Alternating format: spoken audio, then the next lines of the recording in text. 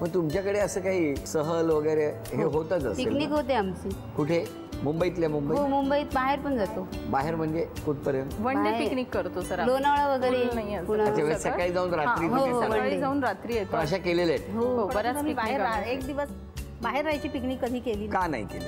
नाही केली, पण आता करायची आहे आमचा विचार. आमचं प्लॅनिंग आहे, आम्हाला मॉरिशसला जायचंय. अरे वा, व्हेरी गुड. कधी निघताय? ठरवायचंय थोडंसं. तुम्ही घरी सांगितलंय का हा हो, विषय? सांगितलंय मी. अगदी खुशीने तयार होतील ते, हो की नाही? त्यांना आनंद होईल. एक 6-7 दिवस तुम्ही गेलात बाहेर तर तुम्हाला एक, आम्हाला पण होईल ना आनंद. तुमच्याच आनंदासाठी त्यांना आनंद होणार आहे. तुम्हाला काय वाटलं? तुमच्याकडे काय रिॲक्शन येईल? तुम्ही जर सांगितलं की मी 7 दिवस मॉरिशसला जाते, काय प्रतिक्रिया असेल? पहिले तर नाहीच बोलणार. का? घर सांभाळायला कोण नसतं आणि मुलं. तुमच्याकडे काय? नाही, माझ्याकडे आनंदाने पाठवणार. आणि पार्लरचं पण असतं आमचं. तसं ते बोलणार, नंतर तयार होणार. जा जा जा, आधी ना जरा आडेवेडे घेणार नाही, हा नंतर. तुमच्याकडे काय प्रतिक्रिया? मुलं आधी म्हणतील आम्हाला घेऊन जा, नाही तर जायचं नाही. तुमच्याकडे?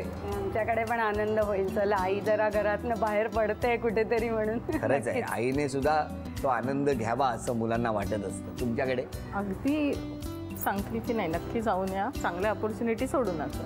जाऊन या. हा, अगदी जाऊन या. म्हणजे बिझनेससाठी जायचं झालं तर लगेच पाठवते, पण मजेसाठी जा म्हटल्यानंतर कदाचित. पण कसंही जसं आम्हाला जमेल ना तसं पण करा, एन्जॉय करा. असं नाही, पण आमचं एक आहे स्वप्न की आपण मैत्रिणी मिळून मॉरिशसला जायचं, फिरण्यासाठी. तुमची इच्छा पूर्ण हो.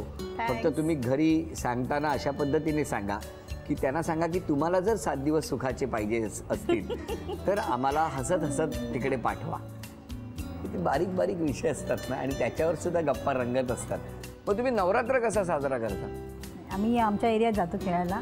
खेळायला एरियात जो काही गरबा वगैरे आणि असतो आणि मग मैत्रिणी मिळून एकमेकीच्या घरी त्या कलरच्या साड्या तेवढ्याच नेसायला मिळतात.